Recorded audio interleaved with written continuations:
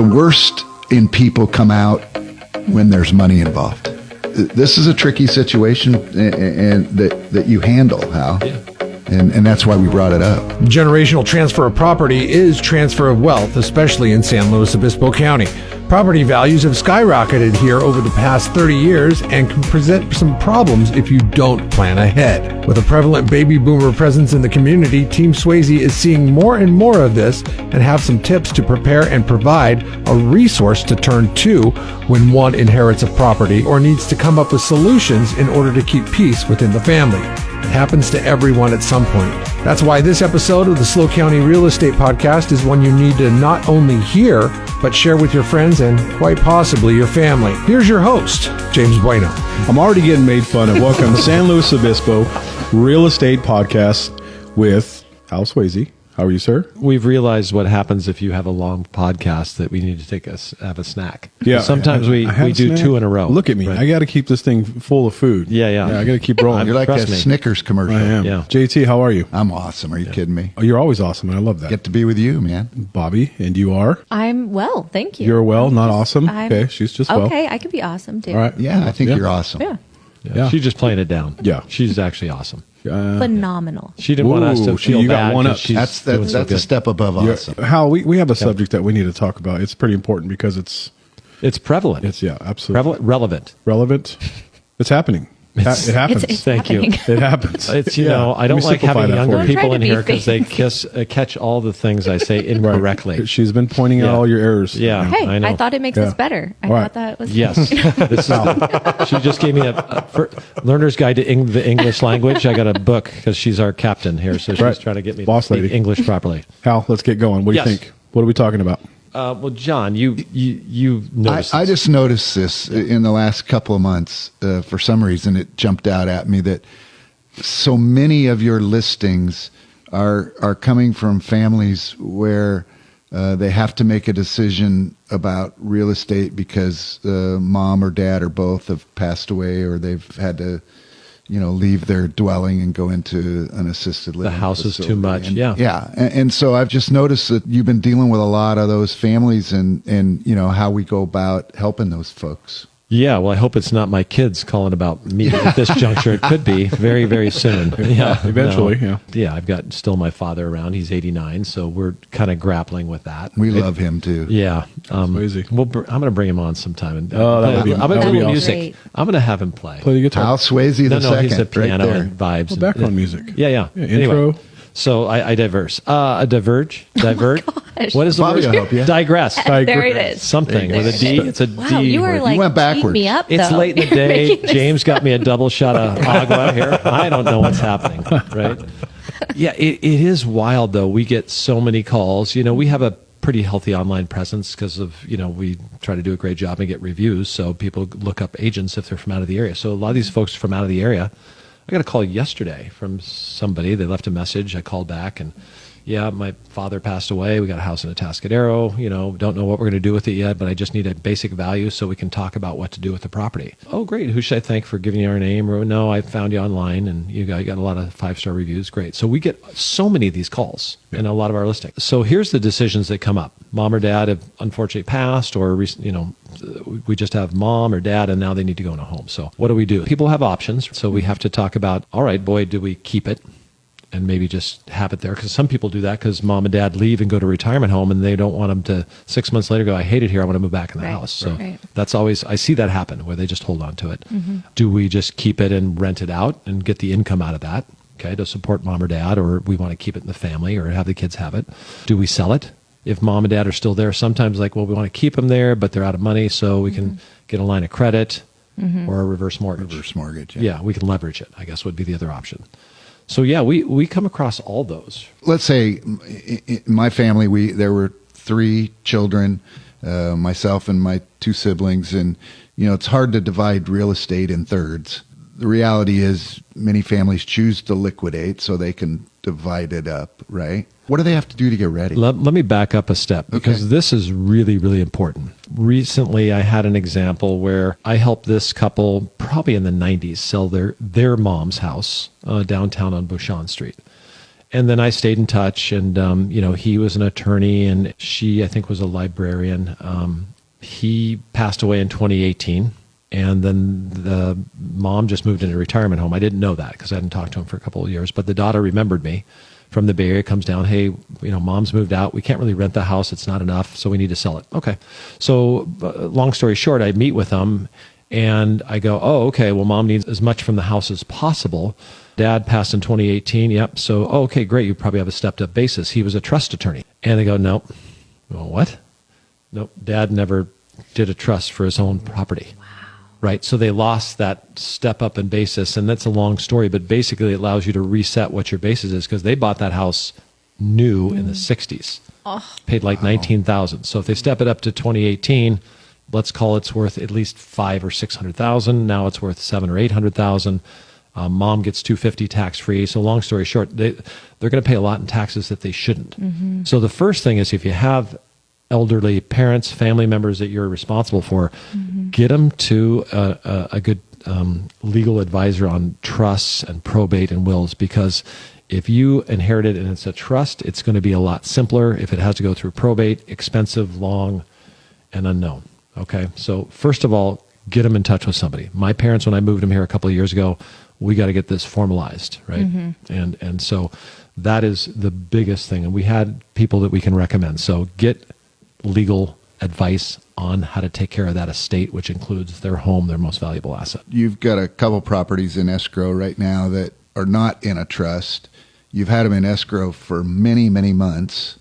And had there been a trust, escrow would have been closed and the family would have had their money months ago. Oh, right? I think I know what you're talking about. We can't give specifics. Right. That is actually a different scenario. Okay. Oh, that's a court-ordered sale where, again, it goes to the court, which, that can happen where you have to get court confirmation if you have a probate. But if you don't, if you had a trust, it would never end up going to the court for a court-ordered sale, would it? The one you're talking about is two families. Two families who can't agree that have inherited property. So to answer your question, if they would have had that, direct instructions on what to do with the property. Right. In fact, you were mentioning that earlier. Yeah. A lot of people get the instructions and the instructions aren't great, meaning what happens if I pass away, it needs to be clear what my two boys and the heirs do with the property. I was sharing with you earlier a story of a family I know where it was a second marriage, and there were children from both previous marriages. Right. Yeah. And the woman passed away 20 years ago, and the man just passed away in the last 2 years. And the family goes to sell the property, and all the equity in the house went to his side. Her side was left out in the cold. And I know that she and he wouldn't have wanted that to happen that way. But most people aren't going to voluntarily give up some money they have a legal right to. Right. So what that would tell me is, just because I had a trust or mom and dad did that was done 20 years ago, you probably ought to revisit it, right? We should all, keep an eye on that. And that's the last thing you want to prepare for, but it's an important thing. Yeah, we did our first trust in 1991, right after our daughter was born. Yeah. And we've redone it probably 5 times. Yes. Yeah. Yep. Things change, and the kids became adults where we don't have to worry about somebody taking care of them. So, well, it seems like everybody's going to go through it. You guys know my situation recently. Yes. That's something I didn't even really think about, and this episode's helping me. So the first thing I'm going to do is call my mom and talk to her and get things situated. She needs good advice. Yeah, on that. she's been in her homes for 50 years. Oh yeah, Oh, my goodness. Yep, Yeah, same address. yeah. That's a thing that everybody should pay attention to. Okay, so that's like step 1. Step 1. Make sure you have it, understand it. Yeah. When you see the handwriting on the wall, or, I mean, at this juncture, I probably should have mine revisited because my kids are grown and independent now, right? Now, Bobby, we're talking about, the recent listings that Hal's taken and it being kind of what I'll call generational transfer of property. And as you oversee a couple hundred agents, are you observing this same phenomena across the county? Yes, absolutely. Yeah, we have a lot of questions on these types of things. And that's the thing, as real estate, professionals, you want to do your best and answer the questions, but you always want to direct people to have their tax consultants, all those, the lawyers, all that, review it. But we get a lot of questions on it.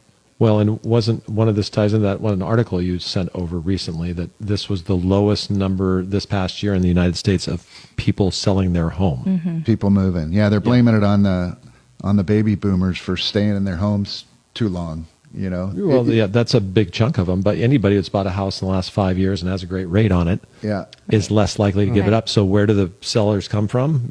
People like, okay, we don't need the house anymore because mom or dad, has moved on. Right. One of the interesting points from that article is, 2 decades ago, the average person stayed in their home for about 7 years, and now it's 13. Yeah. So people are staying in their homes longer. But the interest rates could have an impact on that. But as they stay in their homes longer, then there aren't as many homes available for the first-time home buyers. So older people a lot of times would choose to sell their home and maybe buy something a little smaller, and that's not happening today. And so it's impacting the inventory. Right. Well, we're living longer.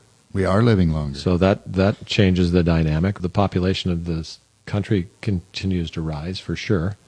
But I do see that too, and that is somebody who can win. We've talked about this before in this marketplace. I've got a 4-bedroom house that's now worth 1.2. I paid $200,000 for it a long time ago, or whatever that is, and I can sell it for that price and go buy something smaller for $600. That's all I need. Right. Right. So scaling down is very common. So those types of moves. So that doesn't happen when you're 30. Or 40, but maybe 50, 60, 70, 80. So let's circle back to the family that calls you and they want to sell mom and dad's house. What are some of the obstacles that are typical in helping those families sell the property? Yeah, a lot. Like one of the first steps is mom and dad's stuff. And what that could be emotional too. Oh boy, yeah, and that's what takes the most, right? Who's going to get the photo albums? There's the special painting, the books, the things that are memorabilia that people like, and then beyond that, boy, I tell you, these estate sale people, they are busy. We got the couches and the furniture, and the doggy door that my dad has moved since they haven't had a dog for 15 years, so it's my little gripe. Dad, if you're out there, I'm sorry, but you haven't had a dog. Let's take the doggy door out of storage and give it to somebody who can use it, right? So we all have our own version of the dog. Moved it from Palm Springs to Cayucas to San Luis Obispo and all that. We moved this thing 3 times. Let's get him a dog. There you go, Bobby. There's your answer. Yeah. Your parents are obviously younger with that kind of comment. Yes. Yeah. So it's getting the declutter, right? A lot of that's a sale of the property, and then the decision. Like one of the first ones is like, what do we do? So what is involved with getting it for rent? What is involved with keeping it? Like I've got some good buddies whose parents, they have their parents' home in Carpinteria, beautiful, and they just use it as like a second home. They're very fortunate to be able to do that. And then what do we need to do to get it ready for sale? And oftentimes getting it ready for rent is a lot more work than sale. Is it unusual for there to be some deferred maintenance or some landscaping that's probably not what it once was? Yeah, let's face it, when I'm 75, 85, 95, I have less energy to, to take care of my house. So there's usually, it's not ready for sale. How overwhelming too for those kids, having their own lives, having their own, trying to keep their own life going, and then showing up. I imagine you get a lot of questions like, okay, so how are you going to help us do this? Yeah, and we do that, right? And a lot of them don't live close by, so that's where we become an additional asset. So, okay, do you want me to get a price for, get someone from that does an estate sale to look at it?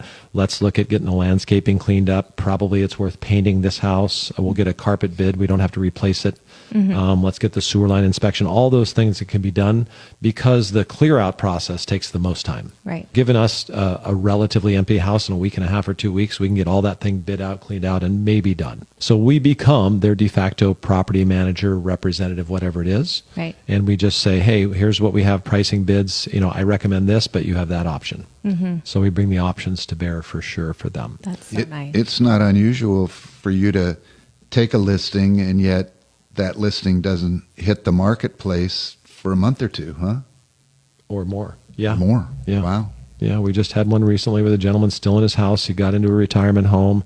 We're doing the inspections. We get the clean out. We get everything done. And, and we get it just really in that case cleaned up. And then had a nice couple from the Bay Area said, we love it, we want the property, and we want to do what we want to do to the house, right? So it's making those decisions on where we spend the money and what's the biggest bang for the buck, for sure. So better to have those conversations sooner then and get someone involved. Yeah.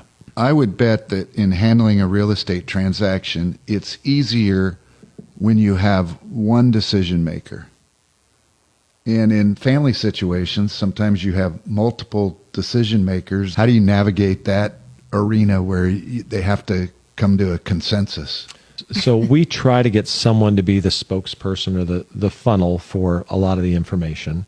And then there's certain times when I go, okay, let's get on a Zoom or a conference call because we're all going to talk about an offer. If we can do that, good. But it turns out, I never would have realized this, everybody has an opinion. So there's a lot of input. So you might have a family with 3 siblings, and they all have spouses. And then, one of the sibling has the authority to make the decision. They've been given the keys to the castle, but 2 others have a strong opinion. And so that's very rare where one person takes the ball and just, the other 2 just go, hey, whatever you decide, Mary, for the house, we'll go with it. Tell us when it's done. Right. Usually one has a best friend that's a realtor also, I've found. Of course. There's always one of those. Friend of exactly. a friend. Yep. So there's always that. And, you got to get everybody on the line and hear them out. And I always ask who else is going to be involved. Well, my cousin's an attorney. So great. Well, let's get them on the line and let's talk about what needs to happen. And I always put it on me because being named a trustee, there's not a class for that. So you just all of a sudden, somebody, I don't have any family members, but if I did, long lost uncle that had any wealth or well-to-do and I got named the trustee, I wouldn't know what to do. And then, oh, by the way, these 4 people are going to get the proceeds from this house you're going to sell, right? It's a lot of pressure. Totally. Right? So I try to take that off and let's get everybody on the line so they understand how you came up with the price.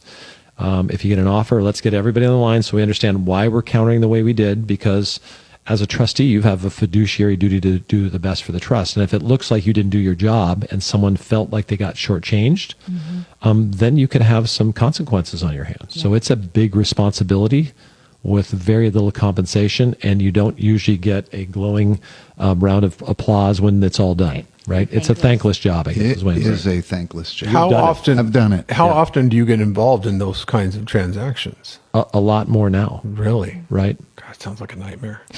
It really does. Yes. How cool to help a family, though. I mean, that's right. Such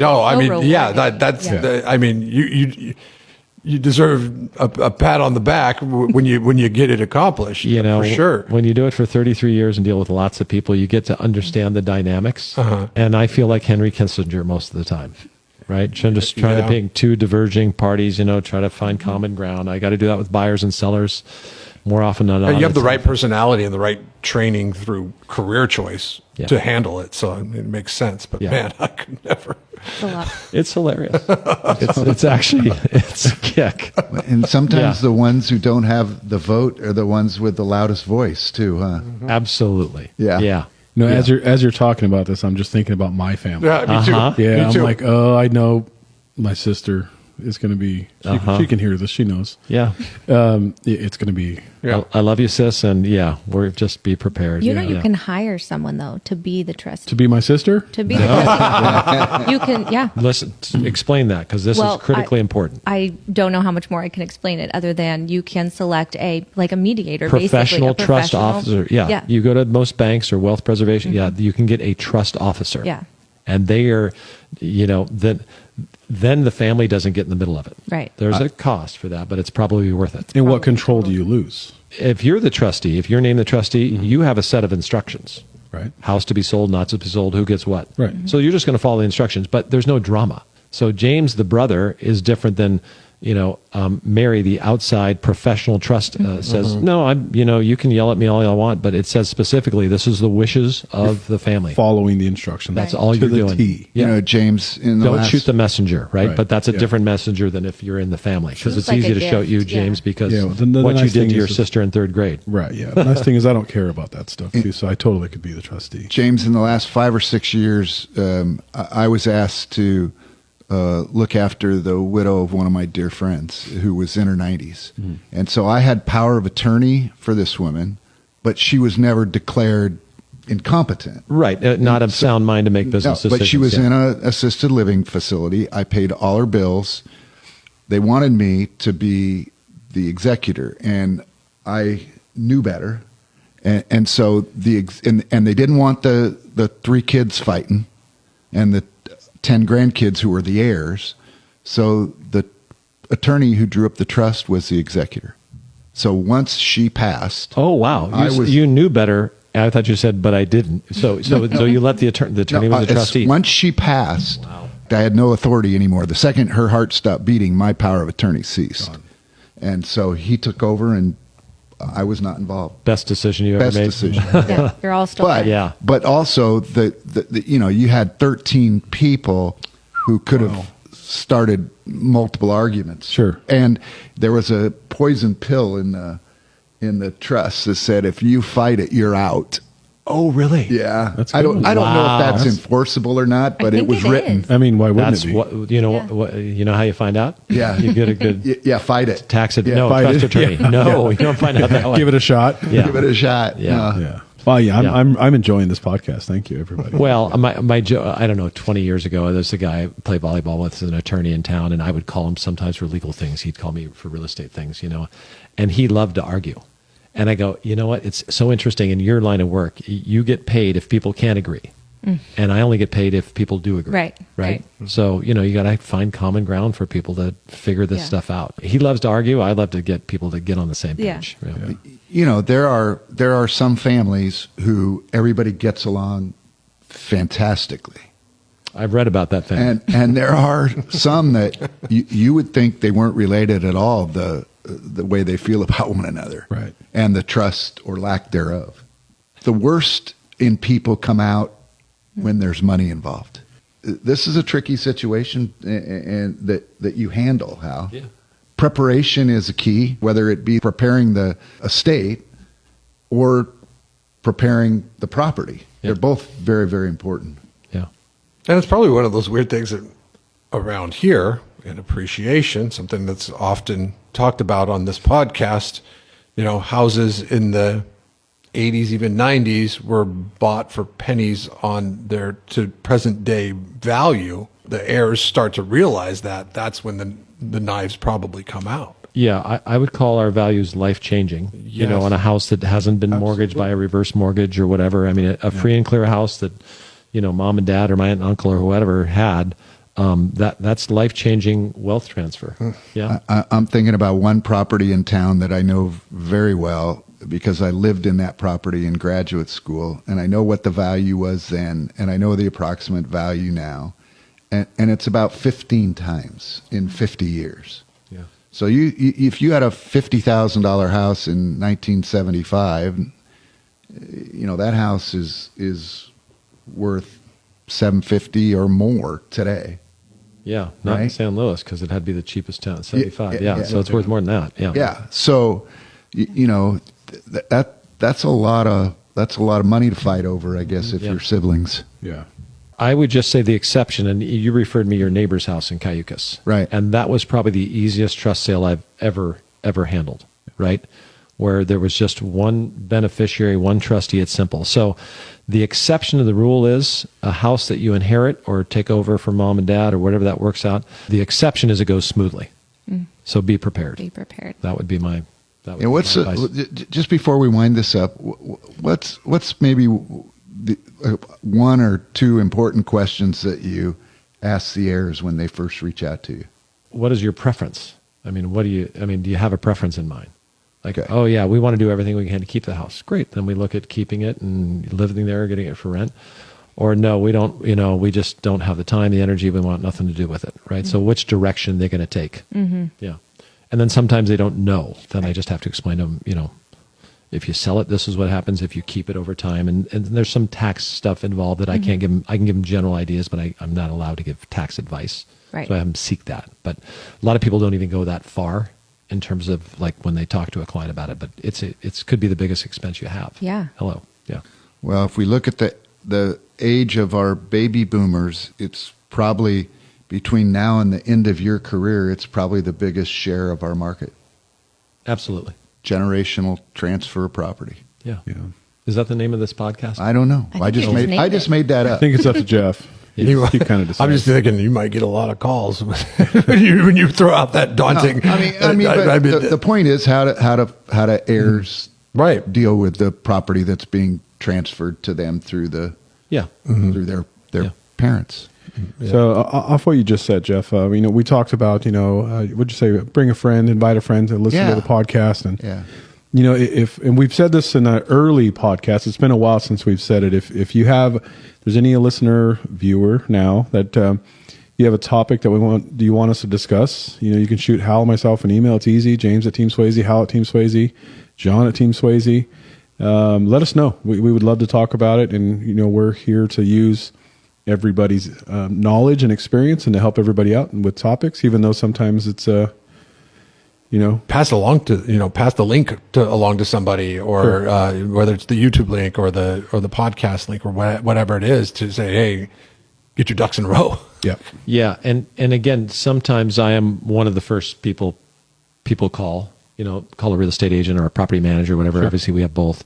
I would say if there's a listener out there and they have, say they're local or whatever, and they have somebody that lives in Dinuba or Lake Tahoe or whatever, family member, call us, because I know good agents that are like me that have been around the block and know how to connect. Because what we do oftentimes, and the value we bring, is we know who the people are who can provide the service, give them the advice, right? So it's like it's not what a good person will have the network to go, oh, you need that problem? I got a person for that. So anyway, feel free to reach out to us. Yeah, and just let everybody know, Hal's a normal person, right? He's not going to try to sell your house or make you buy a house. The loose definition of normal. You can give him a call. That's loose. Define normal for You can give him a call. He'll talk to you. He'll give you advice. And Hal's a great guy. Don't tell him I said. But feel free to shoot us an email.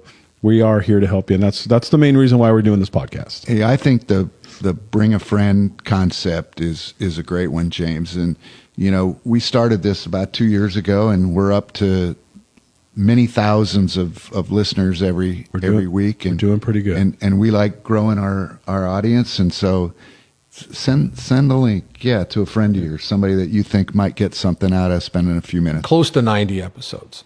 There's something that applies to everybody. Sure. In any of the episodes that we've done that you can pass along that is pretty solid advice. And I don't say that because I work for the podcast. I mean, you guys are very smart at what you do. The first one had 20 listeners. Yeah. And now what was the number you gave me? We're top 5 business in the country, so there's... Wow. We've done 90?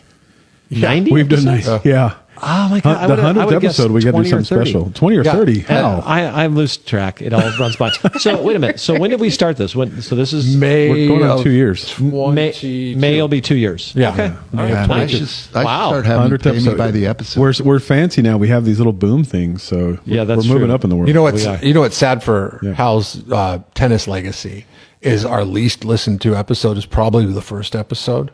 And there's a fascinating insight into Hal's historic tennis career. Go back and listen to it. I don't like going back because we're super choppy. We're brand new at it. We're like nervous. Oh yeah, you're a perfectionist. I'm not into it. That's why we get along with the yin and the yang. Yin and the yang. Bobby, do you know about Hal's tennis prowess? I don't. Okay. I mean, I know he played. Go back and listen. Okay. I couldn't even. It's episode 1. Yeah. Good one. Okay. Good one. I produced it myself. It's 6 hours long of me dribbling on. Yeah. All right. This is a double fault. Yeah. Okay. All right. Thank you, everybody. Great podcast. It was very informational for me. Yeah. Everybody else, I hope you enjoyed it as well. Again, don't be afraid to reach out to us. We will respond. Thank you, everybody, and we will talk to you next week. Thank you, James. Thank you for listening to the Hal Sweasey podcast. Be sure to subscribe and rate this podcast. Check for it in your feed for the latest information on the San Luis Obispo County market. The SLO County Real Estate with Hal Sweasey podcast is available wherever you get your podcast and on halsweasey.com, where you can find current listings and other real estate tips. halsweasey.com, that's HALSWEASEY.com.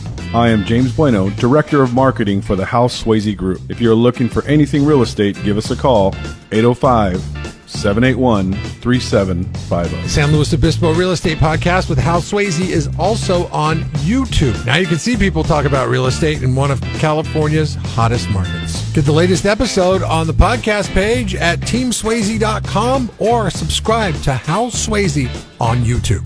Hal Sweasey is a licensed California real estate broker. DRE number 01111-911. The SLO County Real Estate with Hal Sweasey podcast is a production of AGM Podcasts. Subscribe wherever you get your podcasts.